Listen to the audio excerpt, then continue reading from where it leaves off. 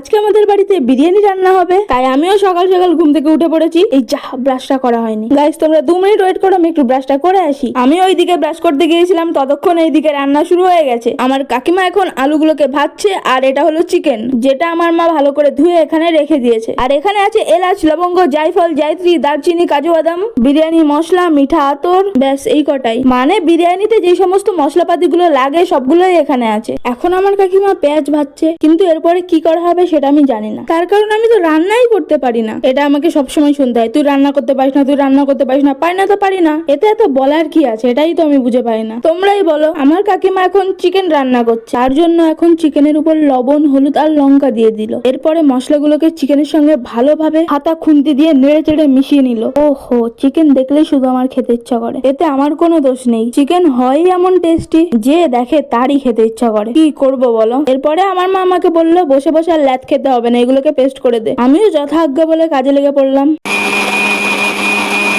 আমি এগুলোকে ভালোভাবে পেস্ট করে দিয়েছি। এরপরে আমার কাকিমা এগুলোকে মাংসের মধ্যে দিচ্ছে। দেখতে দেখতে মাংস কষা প্রায় হয়ে এসেছে, তাই আমিও এখান থেকে 1 পিস মাংস নিয়ে চলে আসলাম। মাংসটা খুবই গরম ছিল, আমি তো প্রথমে হাতই দিতে পারছিলাম না, কিন্তু খেতে খুবই টেস্টি ছিল। এরপরে আমার মা গরম জলের মধ্যে বিরিয়ানির চালগুলোকে দিয়ে দিচ্ছে। তারপরে এর মধ্যে কাজু বাদাম, দারচিনি, লবঙ্গ, এলাচ, তেজপাতা আরো যা যা ছিল সেই সমস্ত কিছু দিচ্ছে। এই সমস্ত কিছু দিয়ে চালটা ভালোভাবে রান্না হয়ে গেলে এরপরে আমার মা ভাতের থেকে ফ্যানটাকে ভালোভাবে ঝরিয়ে ফেলছে।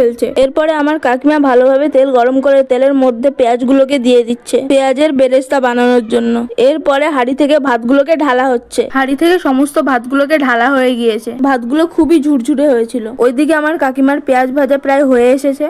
পেঁয়াজ ভাজা হয়ে গেলে এই পেঁয়াজগুলোকে এবার বিরিয়ানির রাইসের উপর ভালোভাবে সাজিয়ে দেওয়া হবে। তো আমার কাকিমা এখন বিরিয়ানির রাইসের উপরে পেঁয়াজগুলোকে ভালোভাবে সাজিয়ে দিচ্ছে। এরপর এগুলোর ওপর বিরিয়ানি মশলা দেওয়া হচ্ছে। বিরিয়ানি মশলা ভালোভাবে দেওয়া হয়ে গেলে রাইসটাকে ভালোভাবে মিশিয়ে নিতে হবে। রাইসটাকে দেখতে কিন্তু দারুণ লাগছিল। এরপরে বিরিয়ানির রাইসের ওপর আলু আর চিকেন দিয়ে ভালোভাবে সাজিয়ে খুবই সুন্দর করে লেয়ারিং করা হচ্ছিল। চিকেন কষানোর সময় আলুগুলো একটু বেশি সেদ্ধ করা হয়ে গেছে, কিন্তু তাতে কোনো ব্যাপার না, আলু যতই নরম হবে ততই খেতে বেশি ভালো লাগে। এরপরে বিরিয়ানির উপরে মিঠা আতর, কেওড়া জল, গোলাপ জল ভালোভাবে ছড়িয়ে দেওয়া হলো। এখন বিরিয়ানি দম দেওয়ার জন্য উনুনে বসিয়ে দেওয়া হলো। এরপরে এটাকে কিছুক্ষণ ঢাকা দিয়ে রাখা হলো দম দেওয়ার জন্য। কিন্তু দম দিতে গিয়ে এটা কি হলো, যে পাত্রটার মধ্যে দম দেওয়া হচ্ছিল এটা তার নিচে দেওয়া ছিল, যাতে দম দেওয়ার সময় নিচের বিরিয়ানি গুলো পুড়ে না যায়। কিন্তু মনে হচ্ছে একটু বেশি দম দেওয়া হয়ে গেছে। দেখো এটার কি অবস্থা হয়েছে, এটা নিচের দিকে পুরো গলে গেছে। যাই হোক, এখন আর কিছু করার নেই, যা হওয়ার হয়ে গেছে। কিন্তু বিরিয়ানিটা দারুণ হয়েছে,